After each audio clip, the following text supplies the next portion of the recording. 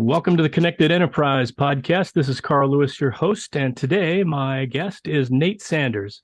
Nate is a co-founder of the company Artifact. Nate, welcome to the podcast.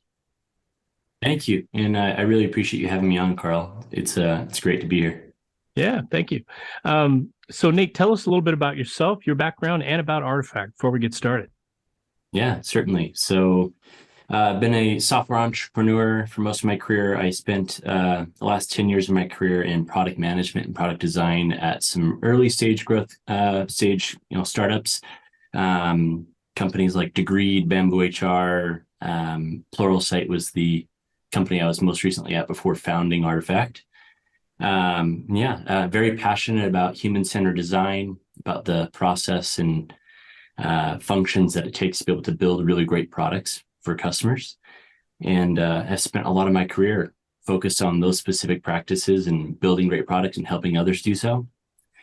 Artifact is it came about based upon a lot of my experiences as a product practitioner. And what we focus on is we use a lot of predictive artificial intelligence capabilities to help organizations understand and enhance their customer experience by primarily right now analyzing all of their voice of customer data so they can make better decisions around what customers need, what they want, things like that. Very good, very good. You know, I didn't pick it up last time we talked that you had said you were with Bamboo HR. That is actually one of the products that my company represents these days. So very cool. A result of a recent acquisition, and it's a really good fit for a lot of our customers. We're very excited about it. So it's a great company. This phrase, and you talked about it, customer experience, it's kind of a relatively new way of describing a company's relationship with its customers. It means more than previous expressions, and I think that's what gave it birth. Can you help us understand kind of what's underneath of that umbrella of customer experience? Yeah, I think to your point, the phrase or the term has probably been around, but to your earlier point, how this has changed and evolved, especially over the last decade, and I would even say over the last 3 or 4 years, is really interesting. The first of which, I think, going back to maybe how this phrase has been perceived or thought about historically speaking, and then I'll try and answer your question on the nose as much as I can. I think historically we overly simplified how we think about this and what our understanding of what customer experience actually was, and how you could even optimize it to be able to be about more around customer service or customer support. And so the way that you could optimize or change the customer experience really became mostly about phone trees or chat logs or customer support processes. And I think finally we're starting to be able to see enterprises really open up and awaken to the fact that the customer experience is much more than that. It's the fact that it's the overall representation of their whole customer's perception of the entire experience that they had with you, everything they've been exposed to, right? So the pre-purchase, how they find out about you, how they research you, what they see as far as the perception of your brand from people that are customers or were customers, what it's like to be able to purchase a product from you, and then what it's like to be able to use the product and be supported and find success in using that product after they've actually made a purchase. So it's not just these specific primary touch points of when customer support is interacting with a customer anymore. It's the fact that it's the entire journey of how someone can perceive and interact with your business across multiple touch points. And I think that's the biggest eye opener that organizations are starting to have, and they can see, hey, if we focus on this, if we think about this deliberately, we have a strategic advantage around things like, now customer satisfaction, I think, is the easy one, but it's true. You can drive towards this really distinguished customer satisfaction, but also just customer loyalty and brand advocacy.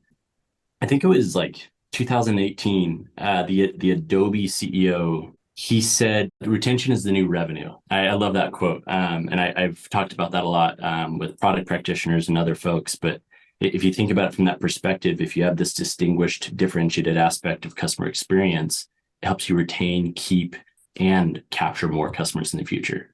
One of the interesting things that's happening, and we don't have to talk about this directly, is the entire software as a service industry has opened the door to everything as a service, right? And so the revenue play there and software as a service is all about retention, right? And repeatability year after year after year. And many, many more industries are looking at that issue of retention. A real side shoot that gave rise to a whole thing about employee retention also, Yeah. right? Yeah. So a lot of people have flipped this customer experience thing. Now you hear all about the employee experience also. It's a very interesting time of transition in that knowledge. One of the things that really interests me about this is, previously when we thought about getting feedback from customers to kind of, okay, as a company, how do we feel about what customers are saying about us, et cetera, et cetera? It was mostly done through, let's say, face-to-face interviews, salespeople talking to customers. Maybe we saw them at a conference. Maybe we did a once a year, email survey, to get their perspective. But this approach is all of those things, from my perspective, even like our support desks and things like that, are all a customer has a problem and they tell us about it. And then we do something. It's all after the fact, right? The bad news has already occurred and we're trying to fix it. So we're kind of in this traditional break fix. And that's how the relationship of am I a happy customer or not was mostly defined. When I need help, do I get it? Do they, when something's wrong, do they fix it? Yeah, absolutely. What's the difference now when we start talking about customer experience between those things? What changes? Yeah, I think there's a couple things there. One of which is if you think about the fact that kind of it's broken, can you help me fix it paradigm is centralized around one department. The other aspects are the fact that you have organizations that are now, because of whether it's digital tools, the ability to be able to serve customers more easily, more scalably, things like that. You have each department starting to be able to care more and more about customer experience than they ever have in the past.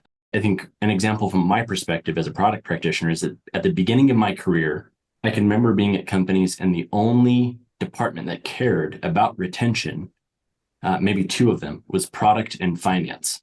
They were the only two in a software as a service company that were really thinking about it, had a metric that they were tracking around it. But this has evolved to the point where every single department is talking about retention.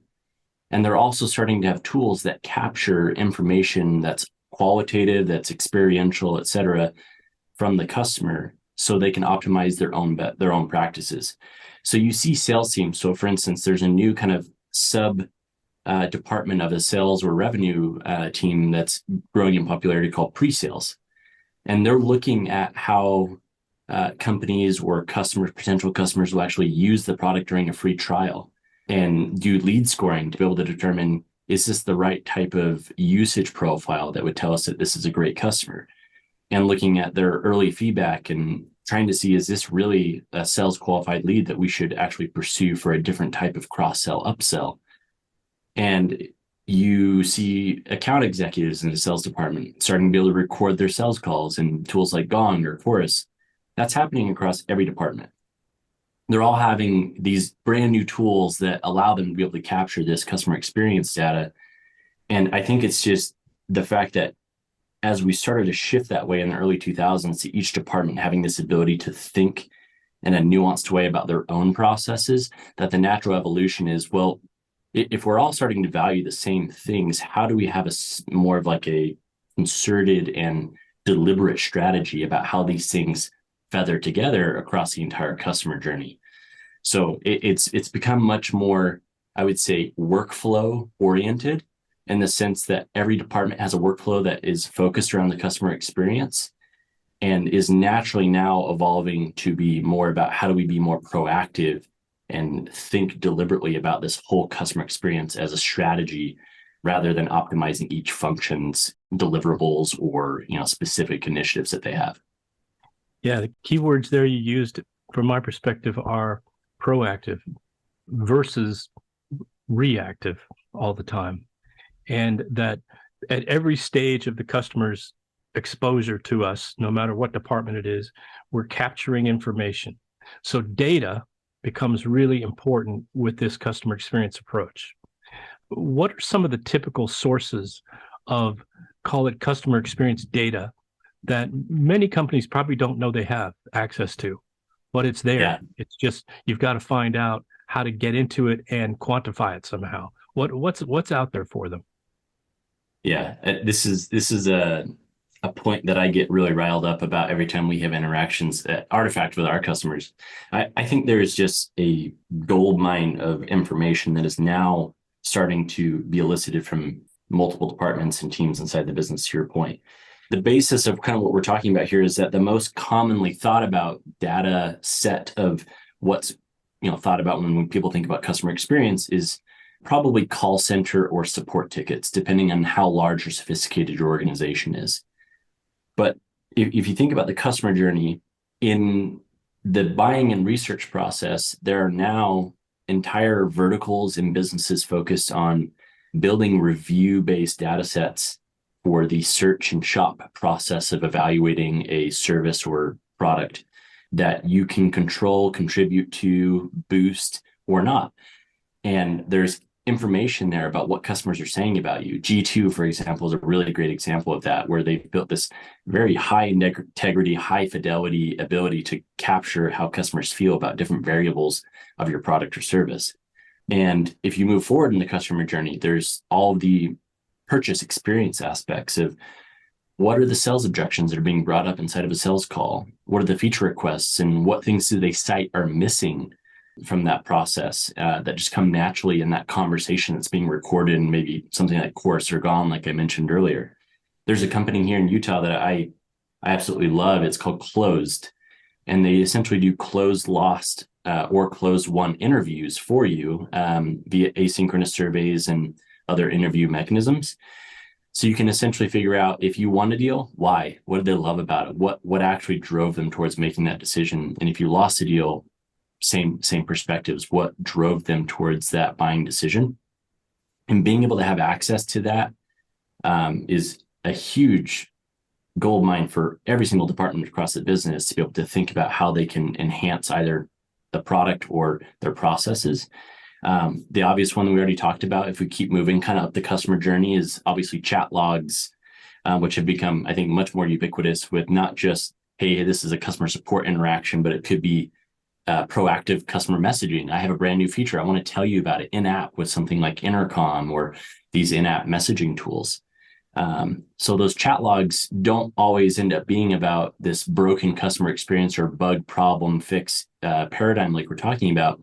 It could be about the sentiment of how do they feel about this brand new feature you just launched, or I saw you use this feature and I can trigger a message that right after you use it to be able to say, what was that like for you? How did that go?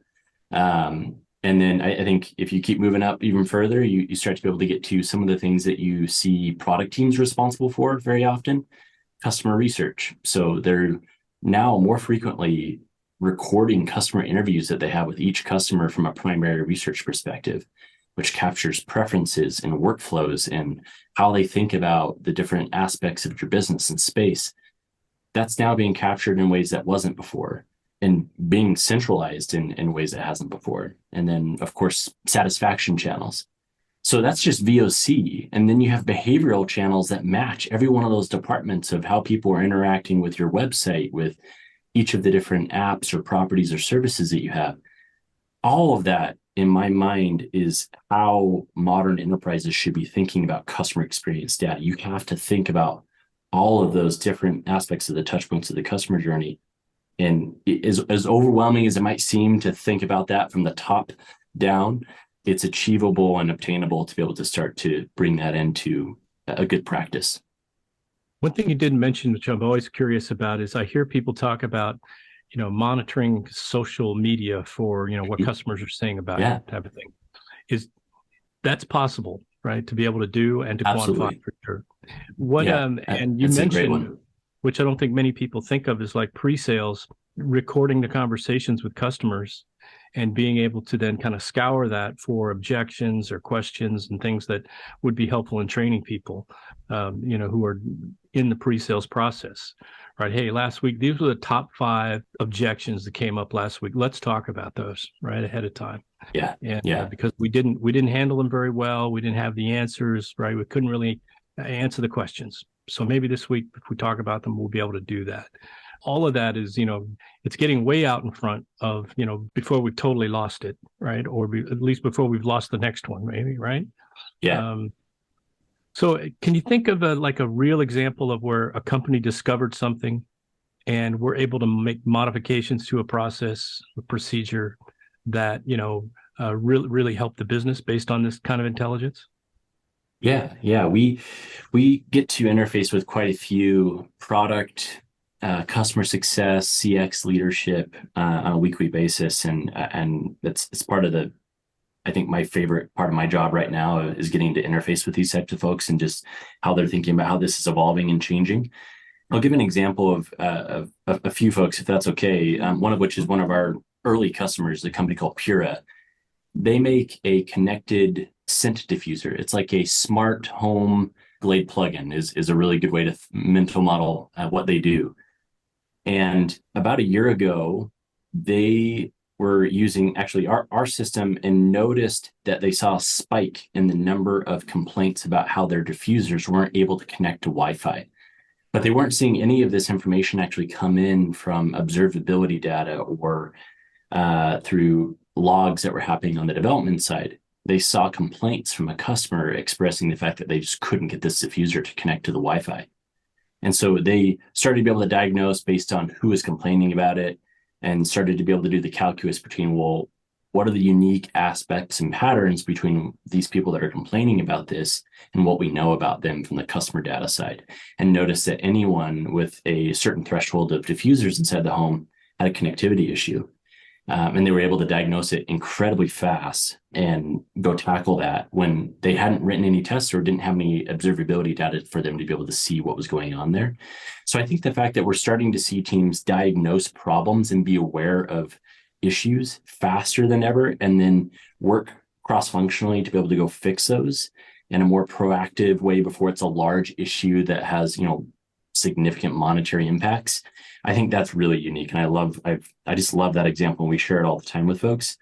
I think a non-customer example that I think is very interesting. I met with a customer experience leader at Hilti, the tool company that makes drills and other really best-in-class products, and was explaining to me that they're starting to be able to bring all this data in and centralize it, building data lakes around the customer experience about how they interact across retail, digital, even folks like Sunbelt looking at purchase histories that they can get from other service providers. And they're starting to localize how they think about their customer experience through different places and regions because they're a global company. So how they talk about their tools, how they market their tools, how people start to be able to use them or get supported for them needs to change based on locality. So some are more, if it's a support like workflow, some are more based on chat than they are, email and things like that. So in-app versus or on-site sorts of interactions that are proactively engaging with the customer. I just thought that was very fascinating that they are doing everything they can from a customer experience standpoint across every single touch point in the customer journey to localize so they can enhance the customer experience from that perspective. So I think utilizing all the data that's coming in, it's allowing people to also be more agile in addition to solve and be more, efficient around solving problems. But they're just being more personal, more agile around what does the customer need. And in this case, by locality, by preference, by product SKU or portfolio. I think that's going to be the future as well over the next several years. Interesting.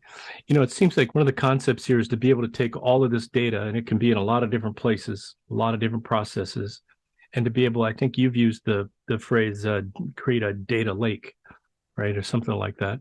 If a company's interested in doing this, what are the top 2 or 3 to 5 things they need to do to sort of get started? What do they need to start thinking about as they're on the path? Yeah, you alluded to this a few moments ago when you were talking about the difference between reactive and proactive. We actually talked with folks about this very thing, and it came up quite a bit during a dinner that I had recently with about a dozen CX and product leaders about this kind of convergence that's happening. And a similar question was asked about how, if we want to start to add sophistication to our CX initiatives, how do we do this? And the first thing I would say is you need to be able to diagnose what is the current maturity or sophistication look like inside your organization right now, and do it without having to measure yourself against another organization. You are where you are, it's fine, and you're going to be able to add sophistication and abilities as you go. But if you're more reactive, which I think is kind of the first step, you start to be able to have tools and processes in place that allow you to be able to serve the customer. You have maybe adoption and usability data that is started to be implemented and tracked. Maybe you have product metrics that you're opinionated about that are shared across teams or are aligned to specific departments. But you probably feel like you're always putting out fires, and that's okay. But you feel like you're constantly catching up, that you're very much reacting to every single customer interaction that you have, or to each problem inside of each department. And I would say at that point, the next step really should be about adding in sophistication from an aspect of automation and scalability is what your core focus should be. You wouldn't want to go straight to something like a data lake or something that has that level of investment or sophistication. You probably need to start to think about, do we have macros in place on the customer support side that allow us to respond more easily and scalably and actually truthfully based upon what we know is true about the product? Do we have documentation around maybe product limitations or capabilities that the sales team knows and the product team's all aligned with? And do we have this kind of shared understanding of what's happening? I would think more about the scalability of your processes and maybe automating some of those things that are low-hanging fruit, and just adding in this ability to say, we now have the ability to go from 1 to 10, and we're comfortable doing so. But let's say, for example, in that process, let's say you add some alerts, right? Maybe there's problems that come up. You're still going to be having to make very deliberate decisions about data that comes in that necessarily doesn't allow you to get ahead. It doesn't allow you to be able to start to think proactively about what the customer needs or wants. And that final evolution, I think, is this kind of predictive, proactive stage where you can have a shared data layer across every single one of your customer departments. So every single team has all of their data pumping into this shared data layer. We're all starting to see and report off the same data. And we can also all benefit from these shared characteristics of what happens in that. So that's the first thing I would say, is figure out the sophistication you have, identify where you are in the journey. And I think that's going to be a really big thing to be able to help you. I think the next thing I would say is data hygienics. Start to be able to get aligned across teams around, how do we think about a schema? Don't just think departmentally about how you want to store your customer data. So support might be thinking about this in a way in Zendesk, and sales might be thinking about this way in Salesforce. Product might be thinking about this away and maybe their usage data about which metadata they collect or use or put in an event payload. You need to have a shared understanding across these teams around what's valuable for us to be able to track and understand about the customer. I think that's a really good place to start, is just having good data hygienics and having hard conversations with multiple teams to get alignment. As long as that might take, I think those are good things to be able to kick off really sophisticated CX initiatives.